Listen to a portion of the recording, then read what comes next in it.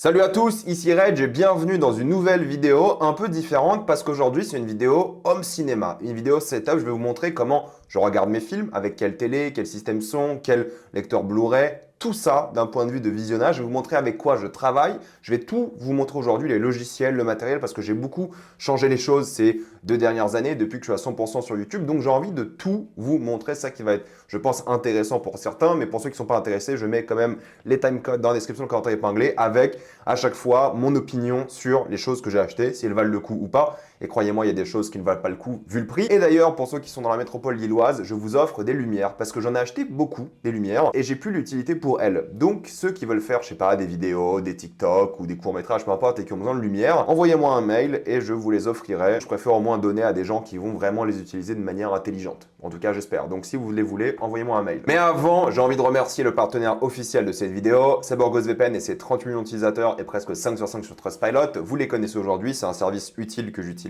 et le meilleur moyen de soutenir la chaîne. Je vous mettrai dans la description, le commentaire épinglé, des sites internet qui vous indiquent dans quel pays se situe le film que vous voulez regarder et ensuite vous changez de pays. Que ce soit le Canada, les États-Unis, la Belgique, la Suisse, l'Italie, le Royaume-Uni, vous changez, vous allez avoir la VSTFR et même la VF dans certains cas. Quelques exemples sur Netflix, vous avez les deux grands chefs-d'œuvre, évidemment Craven et Venom 3 ou blague à part, un vrai bon film comme dit Outrun. Sur Disney, vous avez déjà Un Parfait Inconnu, Mufasa, Vaiana 2 et même A Real Pain. Et si vous voulez voir des films comme Gladiator 2, il faut aller sur Paramount+.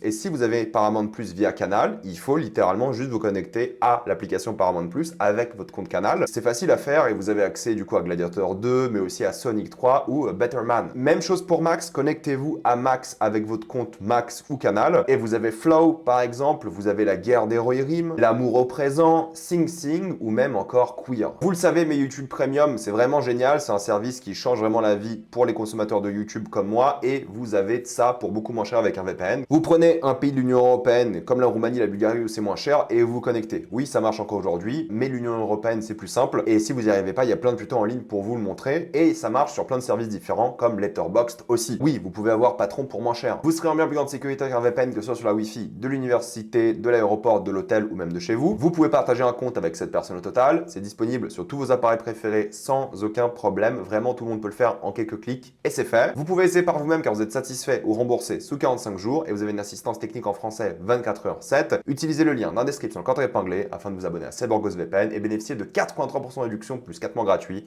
Foncez sur l'offre. La transition se fait là. Voici le bureau avec lequel je travaille, mais on va commencer avec autre chose. On va commencer avec la fameuse bibliothèque. La fameuse, vous l'avez jamais vue en réalité.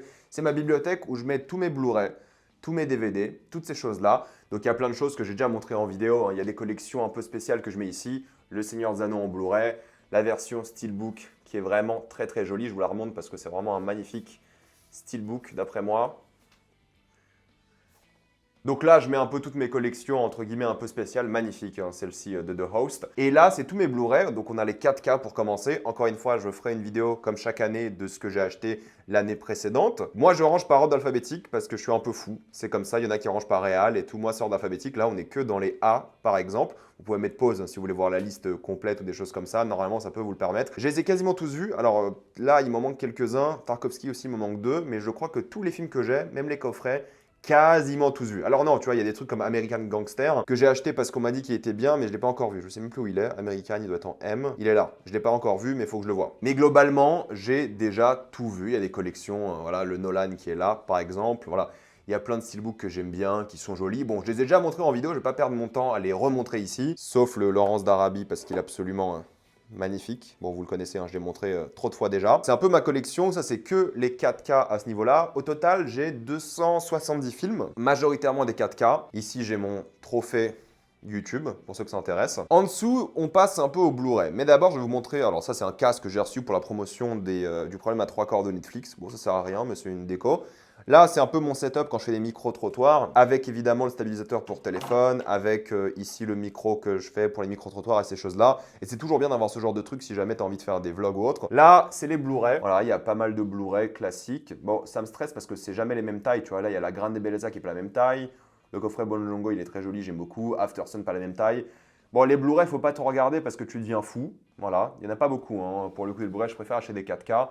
Mais j'ai le Tarkovsky ici, il me reste quelques films. Là, c'est mes jeux vidéo, majoritairement de PS5, parce que c'est que les jeux de PS5 que j'ai en format physique, parce que je suis un joueur de Steam, on va voir ça après, vous allez voir. Là, c'est quelques livres, c'est surtout ce que j'ai reçu dans mon nouvel appartement, donc c'est tout ce qui est The Witcher par exemple ici. Là, c'est encore des livres que j'ai reçus généralement pour des vidéos et autres, ou peut-être pour des stories, des trucs comme ça, quoi. Des trucs pour les films. Movieland, c'est très bien, si vous voulez vous inspirer, Movieland, c'est top. Encore une fois, ça vaut le coup d'acheter des Blu-ray, ça vaut le coup d'acheter du sport physique, la qualité est meilleure, vous les avez pour toujours, c'est des objets de collection, c'est sympa. Et ces bibliothèques-là, ce qui est cool, c'est qu'en fait, vous la voyez comme ça, mais je peux en rajouter une troisième, ici. Donc quand j'aurai trop de Blu-ray, j'ai juste à en racheter une parce qu'il y en a deux qui sont coupés ici et c'est plutôt cool. En face de la bibliothèque, j'ai le fond vert. Ignorez la box internet, j'ai eu la fibre il y a même pas un an pour vous dire, centre de Lille, super. Le fond vert avant pour vous dire, je l'avais accroché ici au mur. J'avais une toile de quelques mètres, il y a encore les trous que j'ai pas bien mis, vous voyez en haut à droite là. Il y avait une toile de quelques mètres et j'avais accroché une toile fond vert. Mais je me suis dit c'est un peu dégueulasse. Du coup, j'ai acheté un fond vert dépliable que j'utilise maintenant pour les vidéos. Mais le problème, c'est qu'il est en réalité un peu trop petit. Ça coûte à peu près 140 € ce genre de fond vert, mais c'est que 1,65 m de largeur. Avec mon nouveau setup, c'est pas assez. Du coup, j'ai racheté un fond vert plus grand, le Elgato fond vert que j'ai pas encore reçu, mais qui sera de 20 cm plus long et a été moins cher que celui-ci. Donc ça, je vais sûrement le vendre, j'imagine. Mais voilà, travailler sur fond vert, c'est pratique pour mettre des images et tout. Et du coup, il y a son espace dédié ici et le déplier et tout est vraiment pratique.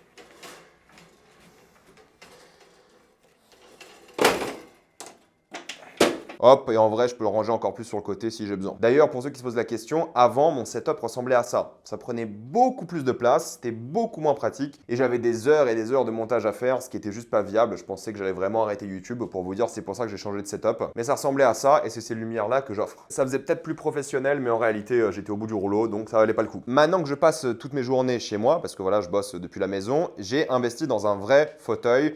Bon, celui-ci, on va pas se mentir, c'est le Herman Miller Logitech. Je vais vous dire le prix tout de suite pour que vous pétiez un câble, c'est 1850 €. Cependant, disons les choses, c'est le meilleur fauteuil que j'ai eu de ma vie. Je suis toujours droit dessus, j'ai aucun problème. Ma vie a vraiment changé. Je l'ai essayé chez quelqu'un et c'était une révélation. Je me suis dit, il me faut ce truc. Maintenant, est-ce qu'il faut payer 1850 € pour un fauteuil? La réponse est non, mais honnêtement, si vous passez beaucoup de temps assis, je vous conseille au moins un fauteuil à 900 balles. J'ai fait beaucoup d'études de marché avant d'acheter. Moi, j'achète des trucs après avoir fait des études de ouf. J'aime pas dépenser bêtement. Ça vaut les 1850 €. Je passe un quart de ma vie dessus, entre guillemets, ça vaut le coup. C'est cher, mais si vous passez beaucoup de temps assis, au moins un fauteuil à 900 balles. Évitez les fauteuils gaming à 300. Et ça, je vous jure, une fois que vous êtes assis, votre vie change. Mais je pense que pour 800, 900 €, vous pourrez trouver des trucs incroyables. Et celui-ci descend en promo assez régulièrement à 1400. Vous pouvez l'acheter d'occasion aussi. C'est exceptionnel. Et vous achetez ça une fois, ça dure 10-15 ans, quoi, au moins. Carrément, il y a un tuto à suivre pour bien le mettre en place par rapport à votre taille, votre dos et des choses comme ça. Et pour moi qui fais 1,90 m,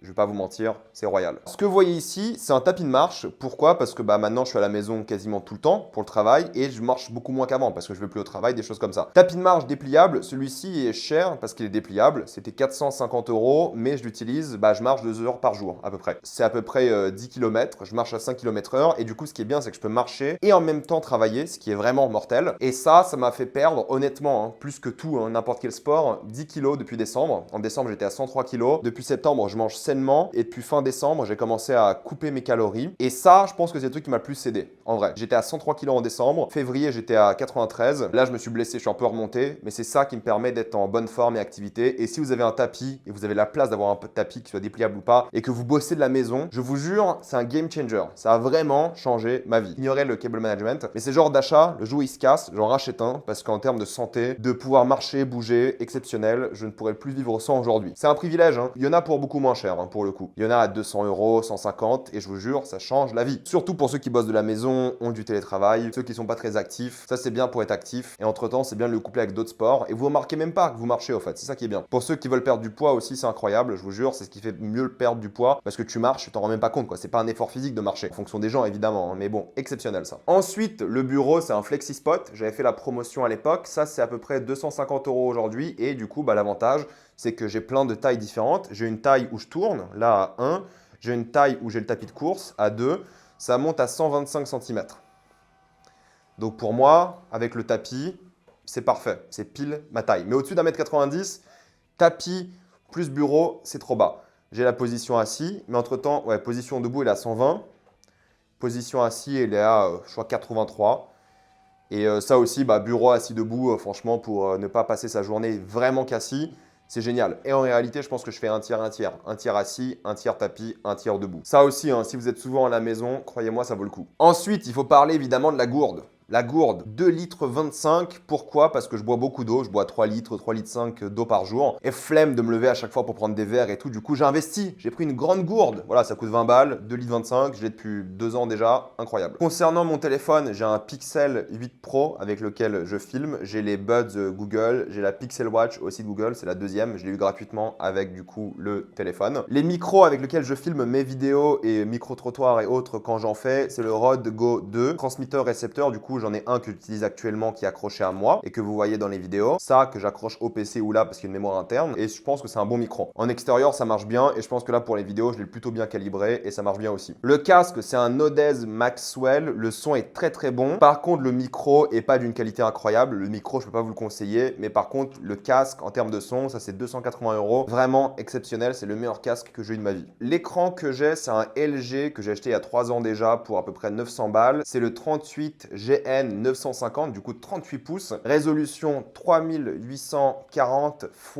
1600, donc c'est pas exactement la 4K, mais c'est pour le format widescreen qui est génial, parce qu'en gros, vous pouvez ouvrir 3 pages Chrome l'une à côté de l'autre sans perdre rien sur l'image. Et en termes de productivité, c'est génial. Je préfère avoir un gros widescreen personnellement qu'avoir 2 écrans 16 neuvième. J'avais pas la place pour un widescreen et un 16 neuvième. Enfin si, j'avais peut-être la place, mais j'avais pas envie en vrai. Encore une fois, si vous avez les moyens pour acheter un vrai widescreen d'une bonne qualité, investir, ouais, 700, 800, 900 €, ça change la vie. Mais après, avant, j'avais un widescreen LG à 250 €. À l'époque, j'ai acheté il y a hyper longtemps aussi, que j'ai revendu, mais c'est très bien. Un widescreen, en termes de productivité, de jeux vidéo, de cinéma, c'est mortel. Surtout en cinéma, parce qu'en fait, c'est un scope. Et du coup, vous n'avez pas les bandes noires quand vous regardez des films en scope. En termes de clavier, j'ai le Corsair K65 Vengeance, pareil, que j'ai acheté il y a eu une dizaine d'années, je pense, à peu près. C'est un clavier mécanique classique que j'aime beaucoup. J'ai la souris Logitech 502, je crois, mais la vieille édition. Ça aussi, elle a facile 10 ans, celle-ci, je pense. J'ai acheté des enceintes. Alors, en théorie, les enceintes devraient être à côté, hein, mais elles sont pas à côté parce que celle-ci, le câble est trop court lorsque le bureau est monté. Du coup, elle tombe. Du coup, je l'ai mis là, mais les enceintes, je les ai pas achetées pour le son. Je les ai achetées pour arrêter d'avoir un casque constamment sur ma tête parce que c'est pas bien de toujours avoir des casques, des écouteurs. En tout cas, moi, j'aime pas. Et avoir le son des enceintes, c'est très bien. Les enceintes, c'était 160 €. C'est les Boss 2. La souris, c'était 50 € à l'époque, je crois. Le clavier, c'était 80 balles. Ensuite, on a ce micro-là que j'ai testé dans des vidéos récemment, mais ça passait pas. C'est le Rode NT USB+.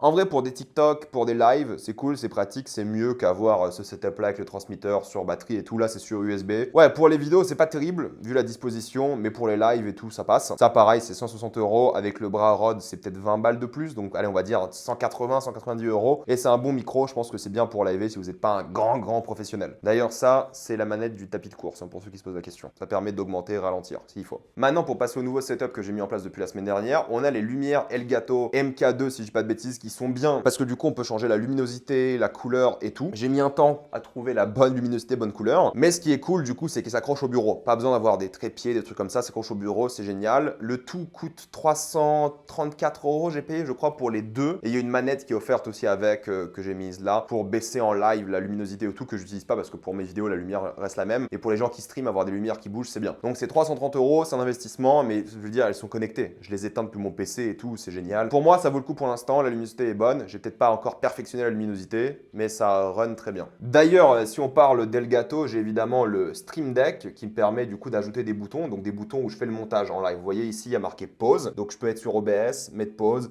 reprendre, ça fait des cuts en direct. Depuis, c'est pour ça que j'ai arrêté de faire du montage parce que je peux le faire d'ici et j'avais plus le temps de le faire sur Vegas Pro. Les flèches, ça me permet de changer d'image. Les trucs à gauche, ça me permet de changer de scène. J'ai rajouté les accents. Pourquoi? Parce qu'en majuscule, moi, j'ai pas de pavé numérique. Donc, j'ai mis les accents ici. Voilà. J'ai quelques raccourcis, genre des emojis que j'ai mis à la con, des liens pour Twitch et bref, des conneries. Mais voilà, c'est pratique. J'ai pas besoin de plus de boutons. J'en ai même en trop. Je veux dire, les emojis et tout, ça sert à rien. Maintenant, c'est évidemment essentiel pour mes vidéos. Et paradoxalement, j'utilise pas trop pendant que je stream. Mais pendant mes vidéos, maintenant, c'est l'outil principal. D'ailleurs, lorsque vous me voyez dans mes vidéos maintenant, j'ai une main sur le côté. C'est parce que je change les images ici, je mets pause et tout. Et j'interagis qu'avec une seule main. Ça, c'est la Panasonic HX1500. J'avais du coup acheté un caméscope. Pourquoi? Parce qu'avant, quand je filmais avec ma table, comme je vous ai montré au début de vidéo, il me fallait un truc où je pouvais filmer plus de 30 minutes, un truc facile. J'ai mis genre des jours à mettre la bonne configuration, la bonne lumière. Je viens de m'apercevoir que j'ai de la poussière ici, désolé, ignorez ça. Vous savez quoi? Je ne vais pas ignorer, je vais nettoyer.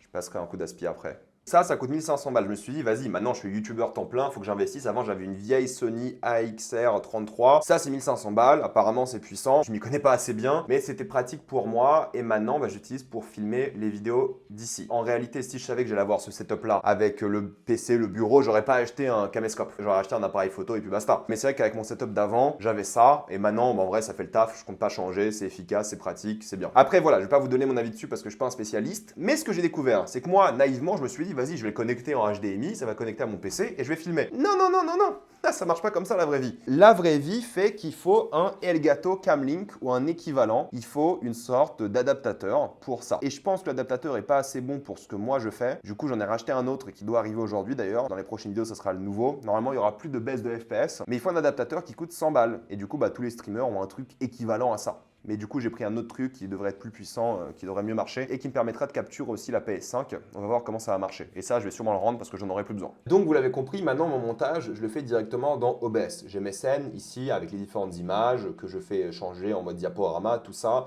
Ça fait gagner un temps fou. C'est aussi le logiciel pour streamer. La dernière fois, j'ai streamé Red Dead. C'est comme ça que ça fonctionne. Donc maintenant, je fais mon montage ici en live. Mais j'ai encore des problèmes de framerate. Là, vous le voyez peut-être pas. Mais en termes de framerate, je suis pas encore satisfait exactement de ce que fournit OBS avec ma caméra. Et j'ai envie de corriger ça. Parce que je pense que le reste, j'ai un peu corrigé. Faut que je corrige aussi le fond vert un petit peu tout de même. Parce qu'il n'est pas vert exactement. Mais normalement, ça devrait être bon dans les prochaines vidéos que vous regardez. Normalement. J'espère. Avant de vous montrer un peu les logiciels que j'utilise, voici donc le PC. La case, c'est la Fractal North XL. Ça, c'est à peu près 200 €. J'ai deux SSD 1 Go de Samsung 990 Evo Plus. Ça, c'est à peu près 90 balles chacun. J'ai un processeur AMD Ryzen 7 9800 X3D. Ça, c'est pareil, 600 balles environ. J'ai pris un air cooling. Je me suis pas fait chier avec un water cooling. J'ai pris les Pure Wings 120 mm et 140. Le Ventirad classique Noctua NH-D15 qui est assez costaud. J'ai pris une Be Quiet 1200 watts en alim. J'ai pris la carte mère MSI 650 Gaming Plus Wi-Fi. J'ai pris 64 Go de RAM Corsair Vengeance 6400. Et en termes de carte graphique, on est sur une 5090. Oui, c'est un PC que j'ai fait il y a même pas 2 semaines. Donc ouais, ça c'est 4500 balles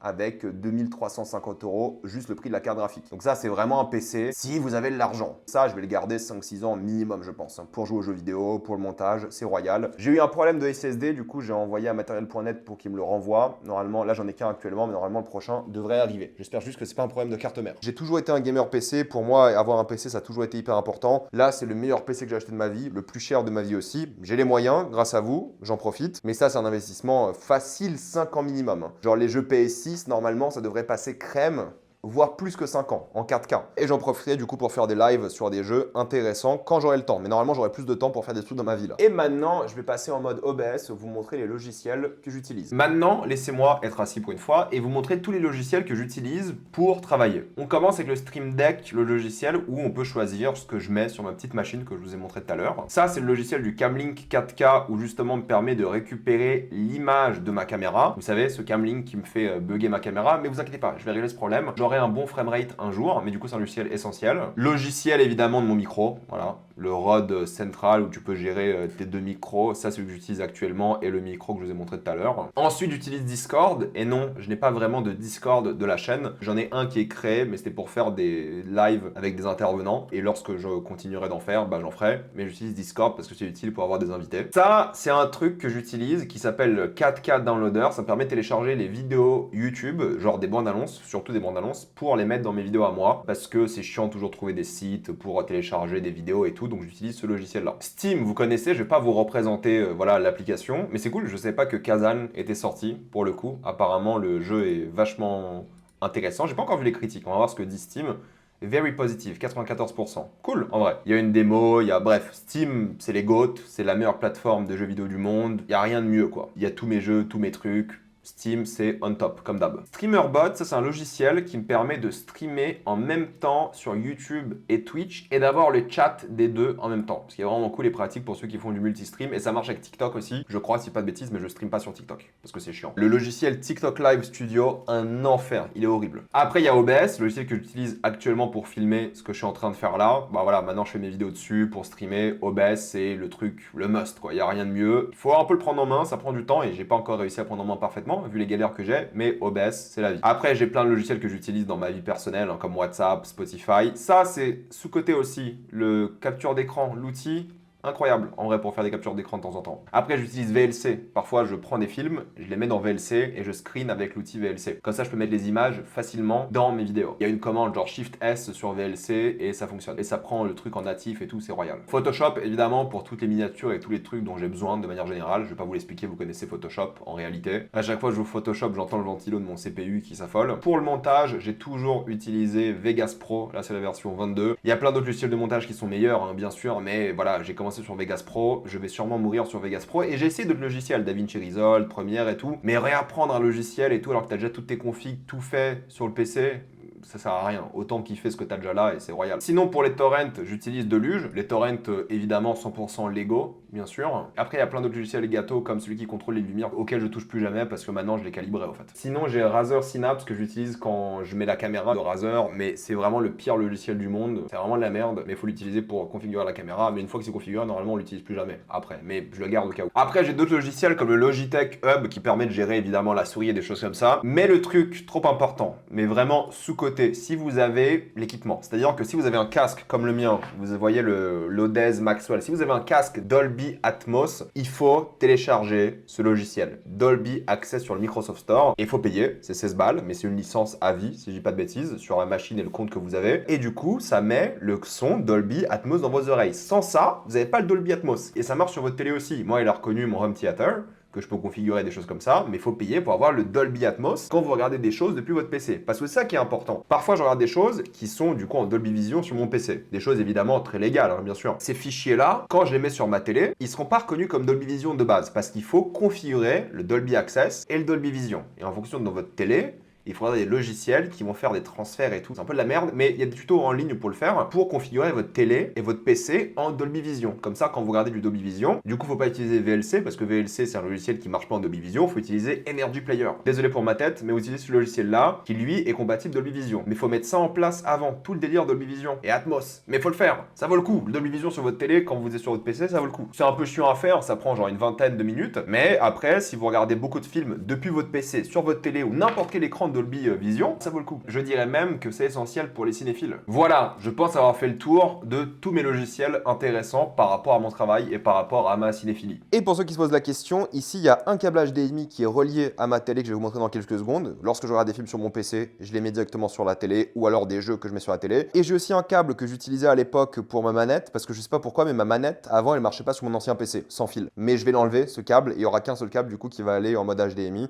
Le câble manette n'aura plus d'utilité. Je sais pas pourquoi, mais le sans fil marchait pas avant, alors qu'il fonctionne maintenant. Si on parle de manettes, j'en ai plusieurs. J'ai deux manettes de PS5, évidemment. J'ai deux manettes d'Xbox que j'ai depuis longtemps, mais c'est celle-ci que j'utilise pour jouer sur les jeux PC, c'est la manette d'Xbox sans fil. La meilleure manette entre les deux, honnêtement, je m'en fous. Pour moi, c'est la même chose. Mais ma manette préférée de tous les temps, ça reste le Steam Controller, qui malheureusement, n'existe plus, quoi. J'espère qu'ils vont sortir une nouvelle version bientôt. Et puis les manettes, vous connaissez les prix, hein, c'est 50, 60 balles à chaque fois les manettes. Et puis un jour, le Steam Controller sera de retour. En haut à droite, ignoré, c'est un sable laser, mais là, c'est la Razer Kiyo Camera que j'utilisais avant pour mes TikTok, mes streams. Et maintenant, j'utilise quand je fais les lives jeux vidéo sur mon canapé. C'est une très bonne webcam, 350 balles par contre, c'est cher, mais c'est une bonne webcam qui vaut le coup. Et la meilleure qualité que j'ai eu de ma vie. Il faut juste un bon éclairage, ce qui n'est pas le cas lorsque je joue sur mon canapé. Mais en vrai, ça vaut le détour. C'est une bonne cam qui a une vraie lens dedans. Mais du coup, voilà, la caméra, je la mets sur une table que je vais vous montrer après. Je la branche au PC et je me filme en train de jouer. Encore une fois, jouer pour moi c'est pas du travail, c'est juste un truc que je fais en plus et je me dis en même temps streamer ça peut être sympa. Ensuite, ici nous avons la PS5 que j'utilise pas beaucoup parce qu'en réalité j'ai un PC gaming, donc tous les jeux de PC je les fais sur PC et les exclus PS5 il y en a pas tant que ça au final. J'ai beaucoup profité de la PS5 pour faire plein de jeux que j'avais jamais fait avant, les Uncharted, les God of War, les Ghost of Tsushima, tout ça qui était pas dispo à l'époque sur PC, maintenant ils sont quasiment tous sur PC. Donc la PS5 c'est sympa pour quelques exclus et si vous avez de l'argent, je veux dire un PC gaming et vous pouvez pas jouer à 2 jeux par an et encore 2 jeux par an c'est généreux parce que les exclus PS5 qui valent vraiment le coup, qui n'arrivent pas sur PC, à moins d'être impatient de se faire, je sais pas, Death Stranding 2 ou Ghost of Yotei, est-ce que ça vaut le coup de dépenser 500 balles ou 850 balles? Par contre, si vous n'avez pas de PC, ouais, en vrai, PS5, si vous n'avez pas de PC, c'est mortel. C'est une machine puissante qui vaut le coup. Tu mets 500, 550 balles. À l'époque, tu pouvais faire des PC équivalents pour 550 balles, mais cette époque n'existe plus depuis longtemps. Maintenant, les PC, c'est cher, mais à l'époque, c'est vrai que la PS3, tu pouvais faire des PC équivalents, même prix. Là, c'est fini, donc pour ceux qui n'ont pas d'argent et veulent jouer à des jeux vidéo, oui, une PS5, PS5, c'est mortel. Si vous n'avez pas l'argent pour un PC et vous voulez pas investir dans un PC, même si un PC ça reste mieux parce que tu fais plus de choses que juste jouer, évidemment. La PS5 c'est trop fermé comme système. Il y a plus de jeux, tout ça, il y a Steam. Mais pour ceux qui veulent vraiment jouer à des exclus PS5, ouais, une PS5 c'est un bel objet, mine de rien. Ensuite, ici, vous avez mon lecteur Blu-ray, le Panasonic UB820. Pourquoi avoir un lecteur Blu-ray alors que j'ai une PS5? La réponse est simple, la qualité de la PS5 Pour les Blu-ray, bah, est nul, tout simplement. C'est ça la réalité. Un lecteur Blu-ray comme celui-ci qui coûte aussi 380 balles, je l'ai acheté, bah, la qualité n'a rien à voir. Encore une fois, excusez la poussière. entre le Dolby Vision qui n'existe pas sur PS5, qui est disponible ici, qui change vraiment la donne. Je veux dire, même des non-cinéphiles peuvent remarquer le Dolby Vision activé ou pas. Entre l'upscaling des Blu-ray classiques en qualité presque 4K à l'impression est dingue. Bref, c'est une machine pour les Blu-ray, donc forcément, elle sera meilleure qu'une PS5. Et si vous êtes cinéphile, vous avez l'argent pour vous acheter un lecteur Blu-ray, c'est très bien, c'est même génial. Celui-ci est abordable, il vaut le coup, c'est nickel. Une PS5, c'est très bien si vous n'avez pas l'argent pour un lecteur Blu-ray, mais si vous aimez voir des films et vous avez des Blu-ray, il faut un lecteur Blu-ray et celui-ci est excellent, ça vaut le coup d'investir dedans. Il est choquant à quel point il rend vos films beaux, hein, je vous jure. Là, on a un truc que j'adore, que je vais vous montrer. L'un de mes achats préférés, le fameux Steam Deck. J'ai pris la version white, illimitée. Je me suis dit que lorsque j'achèterai la prochaine version, celle-ci va mieux se vendre, j'en sais rien. Mais c'est la version du coup OLED. Sans déconner, ce truc-là, si vous aimez les jeux vidéo, c'est le meilleur achat possible. Lorsque vous êtes en déplacement, en voyage, ou que vous voulez juste jouer en mode portable au lieu d'être sur votre télé ou quelque chose comme ça, c'est royal. La version OLED est meilleure en termes de performance et tout, et l'écran OLED, croyez-moi, il vaut le coup. La version limitée que j'ai achetée là, ça sert à rien, soyons honnêtes. Mais la version à 550 balles OLED, avec l'écran et tout, incroyable. Ouais, c'est le prix d'une PS5, mais en réalité, t'as pas besoin de racheter tes jeux. Moi, j'ai 300 jeux sur Steam, j'en ai acheté aucun pour le Steam Deck, presque. Vous pouvez même changer l'intro au début, hein. Là, j'ai mis un truc tournant. Là, c'est l'intro du Steam White OLED. Mais en vrai, vous pouvez mettre God of War, The Last of Us et tout. Et c'est vrai que le dernier jeu que j'ai fait, c'est Cult of the Lamb, qui était sympa. J'ai arrêté parce que ça m'a saoulé. L'avantage, c'est vraiment d'avoir toute ta bibliothèque Steam dedans. Ça fait tourner plein de jeux. Là, c'est que ceux que j'ai installés, hein. Balatro, 3 Addict, j'ai arrêté d'y jouer. Le problème que j'ai avec le Steam Deck, c'est qu'avant de me coucher, je le mettais à côté de moi. Et du coup, j'arrivais plus à dormir parce que je jouais à des jeux. Je me suis remis à Dark Souls 3, Dead Cells, c'est mortel. J'ai réinstallé plein de petits jeux que j'ai fait ou jamais fait, genre Hades, jamais fait. Hollow Knight, jamais fini. Hotline Miami 2, je l'ai acheté, j'ai jamais fait. Thronebreaker, jamais fait. C'est le seul jeu Witcher que j'ai pas fait. Inside, jamais fait. Et il y a plein de jeux, du coup, que j'ai pas besoin de racheter parce que j'ai 200 et quelques jeux que j'ai encore comme ça dans ma bibliothèque. J'en ai caché 100 parce que c'était des doublons, des conneries comme ça. Et en vrai, quasiment tous tournent dessus. C'est ça qui est impressionnant et bien. J'exagère quand je dis quasiment tous, hein, mais vous pouvez regarder les jeux qui sont great on deck. Il y a marqué great on deck. Il y en a d'autres qui marchent bien on deck sans être great dessus. En vrai, je suis grave chaud pour me refaire Batman Arkham, les Souls, c'est tous les jeux que j'ai là, quoi. Bon, il y en a que j'ai pas envie de refaire ou que j'ai jamais aimé. Mais en vrai, ça...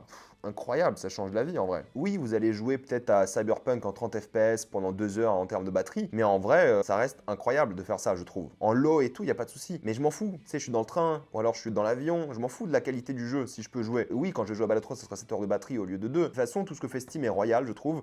La maniabilité, l'ergonomie, tout ça, génial. L'écran incroyable aussi. Bref, Steam Deck, le meilleur achat. Il y a plein de gens qui vont dire ouais, il y a d'autres achats comme les Asus ROG Ally et tout. Ouais, mais moi j'avais envie de soutenir Steam, même si la console est moins puissante que l'Asus. J'avais envie d'avoir le Steam OS parce que le délire Windows, moi, me plaisait pas trop, honnêtement. T'as un bouton Steam dédié, tu peux aller sur le store, tu peux filtrer par rapport à ce qui est bien sur le deck. C'est exceptionnel. C'est génial. C'est la console de la vie. Et en termes d'économie, t'achètes ça et puis des jeux que t'as déjà sur PC, des trucs comme ça, quoi. Je veux dire, Speed Fiction, je l'ai, je pourrais y jouer dessus. C'est ça qui est trop bien.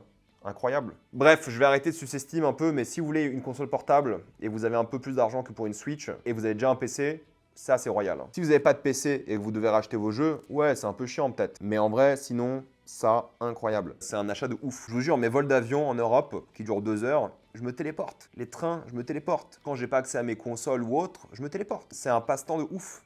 Incroyable, vraiment 10 sur 10. Maintenant, je vous montre la télévision. Alors, en termes de télé, j'ai la LG BX. C'est une télé 65 pouces que j'ai acheté, je crois, 1400 € il y a 3 ans. Petite précision, le LG OS que vous voyez là, c'est le pire système d'exploitation.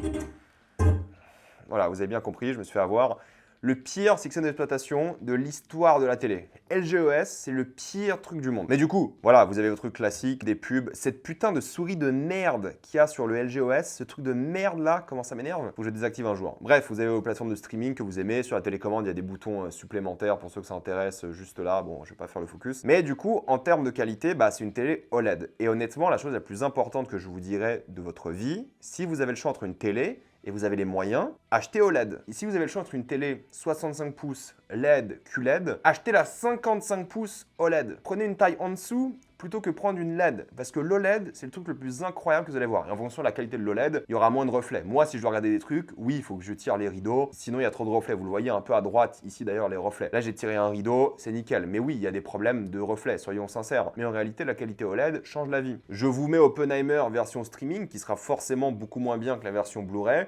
Et vous voyez pas la qualité. Mais si vous connaissez l'OLED, vous savez à quel point c'est incroyable d'avoir de l'OLED. Par contre, encore une fois, faut pas avoir les reflets parce que là, vous voyez, c'est un peu chiant. On se voit. On remarque plus le reflet dans la caméra que dans l'écran en réalité. Mais voilà, c'est un écran incroyable. Tous les écrans OLED sont incroyables. Vous prenez pas la tête. Si vous avez le choix, prenez OLED et puis basta. Choix plus moyen, évidemment. Ça vaut les 1000 et quelques euros. Et encore une fois, c'est ce que je vous ai dit tout à l'heure. Si vous voulez la Dolby Vision sur votre télé depuis des fichiers de votre PC, il faudra mettre en place tout un système. Mais évidemment, là, vous avez le Dolby Vision HDR10+. Depuis le lecteur Blu-ray, c'est royal. Rien à dire, ça vaut le coup. Et pour ceux qui se posent la question, moi je me mets toujours en filmmaker mode que j'ai un peu trafiqué. Mais la chose la plus importante concernant votre télé, c'est que quand vous allez dans le mode, on va aller dans settings.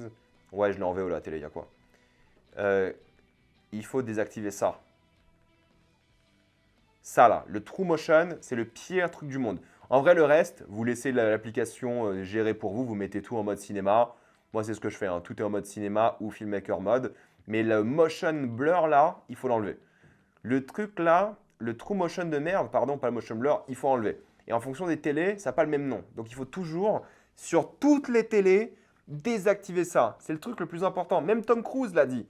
Désactivez ça. Ça, c'est de la merde en boîte, ça gâche vos films. Maintenant, les modes cinéma, les modes filmmaker que vous pouvez choisir. Voici, vous allez là, les filmmaker mode, à de base, désactivez cette option. Et le filmmaker mode est sympa. Mais Game Optimizer, jamais j'utilise. Sport, jamais. C'est ou cinéma ou filmmaker mode que j'utilise. Et filmmaker mode, j'ai un peu modifié moi-même, mais rien de bien grandiose ou spécial. Filmmaker mode ou cinéma, et si vous voulez trafiquer, vous trafiquez, mais c'est ça qu'il faut pour toutes vos séries, tous vos films. Et il faut bien le changer à chaque fois parce qu'en fonction des applications sur la télé, en tout cas sur la mienne, ça change. Parfois sur mon PC, ça va pas se mettre dans le bon mode. Parfois sur d'autres applications, ça sera pas dans le bon mode. Donc il faut toujours changer ça. Mais le problème de ces télés-là, c'est quoi? C'est que le système son est à chier. Si vous achetez une télé comme ça, à ce prix-là, il faut impérativement au moins une barre de son. Vous pouvez acheter une barre de son, je sais pas, 200, 300 euros, peu importe. Mais ce que je vous conseille, quoi qu'il arrive, le minimum entre guillemets syndical, c'est une barre de son plus un caisson de basse. Pour moi, c'est le minimum. Et vous pouvez en trouver entre 200, 300 euros à 900, 1200 euros. Cependant, moi, vous le voyez, j'ai pas exactement ça. Moi, j'ai un autre système. Vous voyez à gauche là, les gros cubes gris.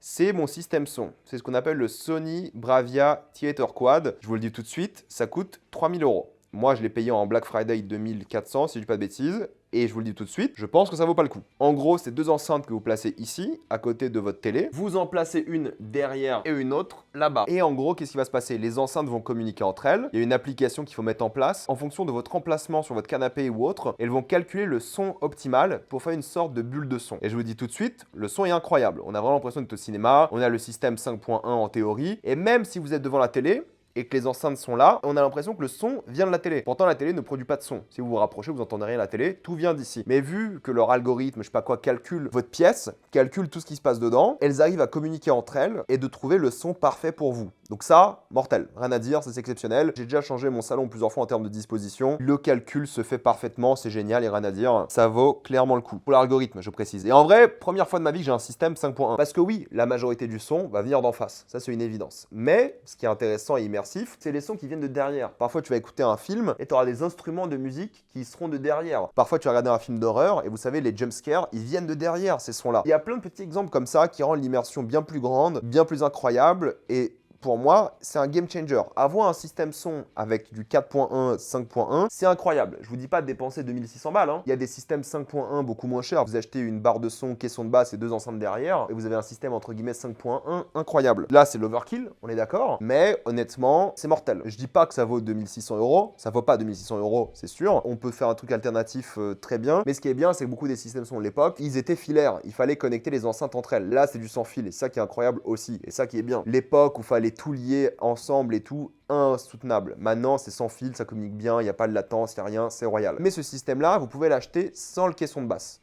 Le caisson de basse, ici, j'ai pris la version chère, j'ai pris la version à 600 euros. Vous achetez les deux ensemble, c'est essentiel. Il y a une version caisson de basse plus petite, moins chère. Je sais pas ce qu'elle vaut du coup, mais j'ai pris la chère tant qu'à faire. Et le caisson de basse est essentiel. Sans le caisson de basse, les enceintes sont nulles. mais vraiment nul. Le caisson de basse fait la diff. Et si vous lâchez ces enceintes-là, il faut savoir qu'il y a des enceintes moins chères, de la même marque, Sony, qui existent, qui sont plus accessibles, qui seront à 1800 € avec le caisson de basse. Ça reste très cher, il est plus cher que la télé, et je pense que ça vaut pas le coup de dépenser plus cher dans votre système son que votre télé, mais le système est bon. Est-ce qu'il vaut le coup?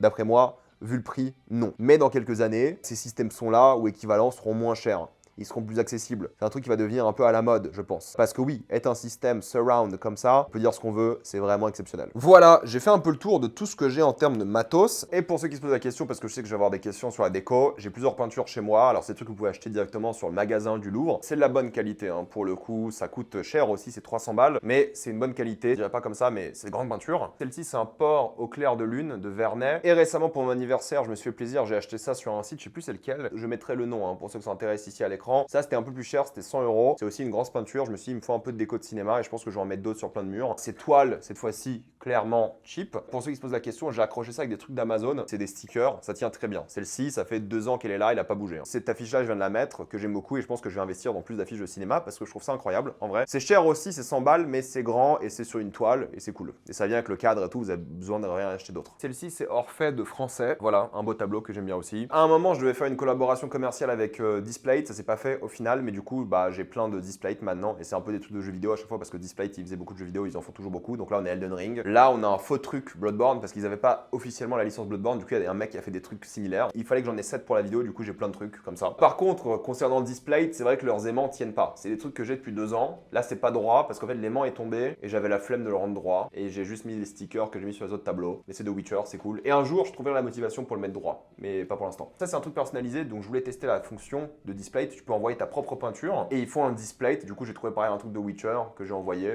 et ça marche, c'est plutôt cool. Là, j'ai mon groupe préféré, de l'un de mes albums préférés, Pink Floyd. C'est Displate, ça aussi. J'ai une affiche ici de Led Zeppelin, aussi un groupe incroyable. J'ai pris ça aussi de Displate, c'était le Cyberpunk Edge Runners parce que la série est mortelle et ce moment-là est mortel aussi. Et sinon, je dors devant les ruines antiques de Hubert, qui est aussi une grande toile que j'aime beaucoup. Voilà. En théorie, je m'arrête là, mais avant, pour ceux qui sont encore vaillants et dans les commentaires, bah dites-moi sur quoi vous regardez des films, que ce soit à votre téléphone, il n'y a aucune honte à ça du moment que vous regardez des films et des séries, que ce soit sur votre projecteur, hein, comme Terracid et ses 7000 € de projecteur. Oui, je suis un peu jaloux. Il y a quoi? Que ce soit sur votre tablette, PC, peu importe du moment que vous regardez vos films, mettez-moi votre setup dans les commentaires. Je suis bien curieux de ça. Vous le savez, hein, moi j'ai commencé sur téléphone avec des écouteurs à 20 balles. C'est comme ça qu'on forge une cinéphilie aussi, il n'y a aucune honte. Et vous n'avez pas besoin de mon setup, hein, pour apprécier les films. Encore une fois, moi c'est peut-être même un peu overkill. Mettez-moi tout ça dans les commentaires, j'espère que cette vidéo vous a quand même intéressé. C'est pas un guide achat complet, mais c'est mon avis honnête sur ce que j'ai acheté avec mon argent. Il y a quasiment rien qui a été offert, hein, je précise, ou rien du tout même, je crois, si je dis pas de bêtises. Bref, mettez-moi tout ça dans les commentaires. Merci à tous d'avoir regardé cette vidéo. Avant de quitter cette vidéo, pensez à utiliser le lien dans la description quand épinglé afin de débloquer toutes les plateformes de streaming en toute accessibilité, sécurité et avec beaucoup plus d'œuvres. Tout ça pour 2,30 € par mois plus 4 mois gratuits. Foncez sur l'offre. Pensez à vous abonner à la chaîne pour voir les prochaines vidéos. Mettez un j'aime, ça aide beaucoup la chaîne. Et suivez-moi sur tous mes réseaux pour plus de TikTok, Reel ou même live Twitch. Et moi je vous dis à la prochaine fois. Salut à tous.